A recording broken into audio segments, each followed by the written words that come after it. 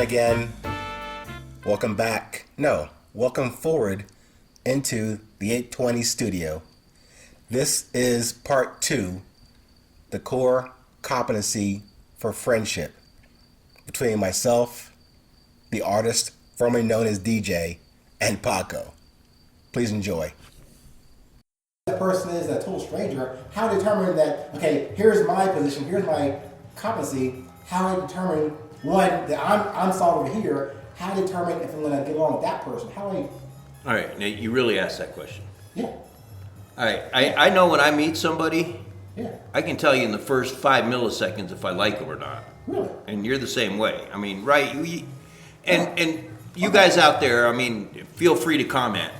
Please. But when you meet somebody, you know right off the bat, hey, you know, this person's cool. Hey, this person's not cool. Now, there's some people that can fool you. Yes. They can make you think they're cool and they're not. Yes. And so that takes a little bit longer, but It comes out in the wash. I think we all have an innate ability to understand who we relate to. Okay, and see, that's the thing. Again, we're kind of like, there's no target in this discussion today, but I have to say this, probably for the first time in my life, that's why I love this man who's my brother, because of that honesty, that sincerity, that sarcastic stuff that we have in common, that it doesn't grate on me, mine doesn't grate on him. Somehow it works. I can't tell you how it works or why it works, but I'm telling you, that has persisted for 43 years. And actually, your listeners are in for a real treat today, because this is probably one of the few conversations that you and I have that's serious, right? I mean, we're not sitting here making fun of each other. We're not cracking jokes. We can do all that, but this is one of the few conversations that Ming and I have had over the 43 years. That's true. It's actually a fairly serious conversation. It is. We gotta stop doing that shit.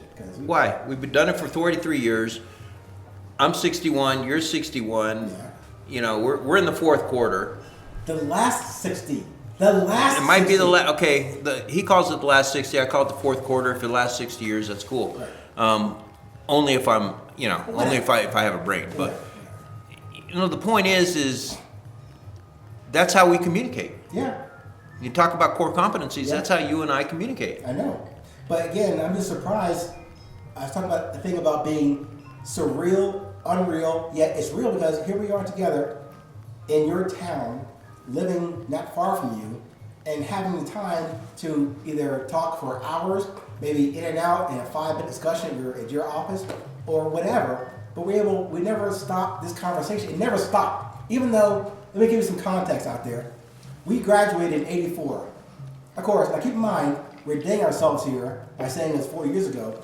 We didn't have back in the day cell phones and pagers and shit. We didn't have any of that stuff. But somehow, even we left West Point in May 23rd, '84, I didn't see him again until sometime like '88 at Fort Bragg, North Carolina. We ran each other but somehow we never lost contact. Those of you that are listening that are old airborne troopers, we ran into each other on our dens. Yes, sir. Up in the morning for the break of day. I don't like it, no way. Running 5 miles on the airborne track.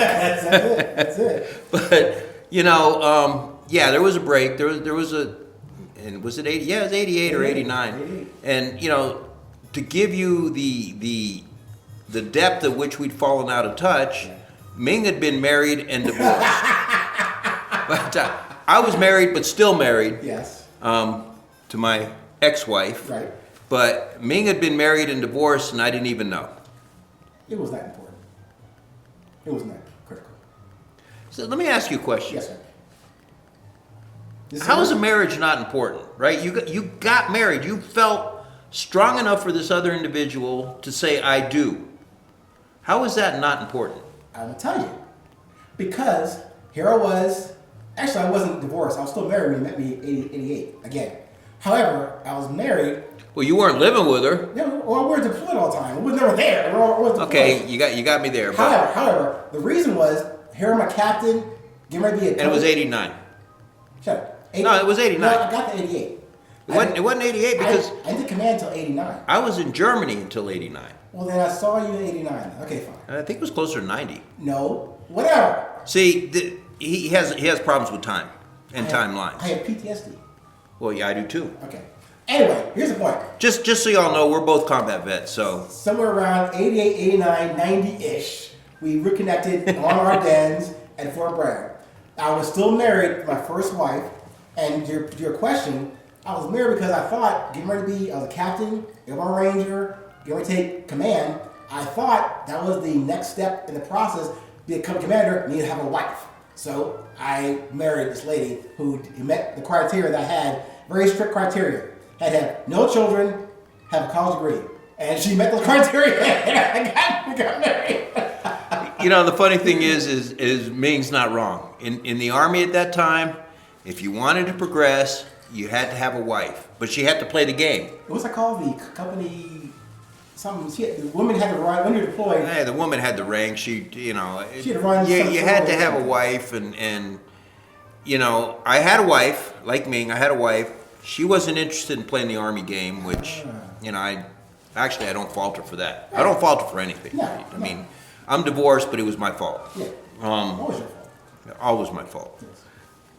But yes, in the Army at that time, in fact, I remember when I met my current wife, I was living in Germany. The lovely Sandra, for the record. The lovely Sandra. No, it was my ex-wife. I'm talking about the one you're going to met forever. My previous wife was also Sandra. I know, no, she was Sandy. The lovely Sandra is the woman of no... Yes, that's Sandra, my wife, my partner, The my lovely soulmate, Sandra, the damn it. lovely. Thank you. But the point I was trying to make Okay. was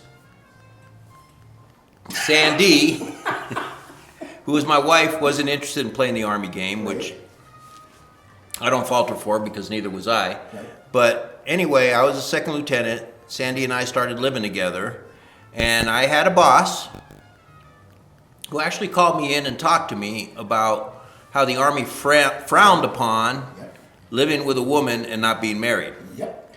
And my typical reaction, which is why I'm no longer in the Army, was, F that. Right. I don't care. That's not, this is my business, not theirs. I'm independent and militant. So, needless to say, I'm no longer in the Army. Right. But I did enjoy my time in the Army. Yes. I thoroughly enjoyed my time in the Army. I enjoyed the camaraderie. Yes. I enjoyed the rigors. Yeah. I enjoyed the physicality. And I guess that's why I own a construction company now, because that's the closest thing I can find to recreate being a platoon leader in the Army, outside of the Army. Because I'll be honest with you guys, most people outside the Army, they're milquetoast little bitches. Keep it real. Keep it real. I'm keeping it real. What's your opinion on that? I'm with you, man. They're bitches. You know, I hope I'm not offending the audience. We have to offend. That's what we do. Core competency. We offend? Core competency. But, you know... Yeah, I probably should have warned you about Paco and I tending to ramble and joust and kid and go off the rails on certain things, but I should have warned you. But hopefully you're not only enjoying the conversations that my brother and I had in a serious yet somewhat contrary fashion, but I hope at least it gives you some more insight about how we share, he and I share a core competency about seeing ourselves through situations, seeing ourselves into situations, but also always moving forward with positivity. Until the next episode, stay current, stay present. It's always 820.